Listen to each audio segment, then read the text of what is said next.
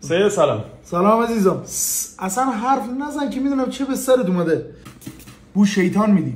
یکی نفرینت کرده بختت هم بسه. دعا رو انداخته تو اقیانوس اطلس. بگرد پیداش کن خدا زده. تو بجشون قرقره کو بریز بیرون.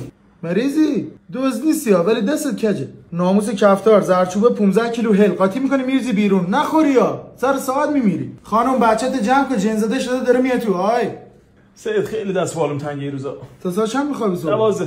جای دستت با چونه عوض کن. هم دستت باز میشه هم چونه تنگ میشه. یا بخور کن یا عود بو کن. خالی نشی. دعا فقط دعای پدر مادر زن همسایه چش داره رو شوهرش. این چه ربطی به من داره؟ خدا زده این مال دعای قبلیه. موکل خبر خوب بده. تو وام خونگی اسم درموده به مبلغ 200,000 تومان. همین؟ ها زنت حتما طلاق بده. سید من زن ندارم. حالا هر موقع گرفتی بچه خوبی هستی. سید سنگین‌ترین پروژه چی بوده؟ جدایی مهراد از دنیا. یه بند چرم پیدا کن بین گردنه. سید دست درد نکنه. سامان چقدر شد؟ قربونت میخوای نقدی بدی؟ نه قربونم نقدی ندارم. کارت بانکی. کارت چه بانکی؟ پوزموز به خاطر مالیات جمع کرده فقط میتونه بزنه حساب.